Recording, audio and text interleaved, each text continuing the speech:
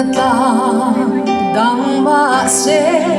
in trên lô Mami Youth bia thu đi đam te shil du đi o nam ne sa mang in trên lô vi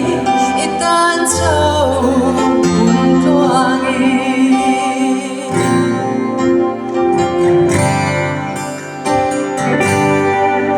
lên đất ta đang ba se in trên lô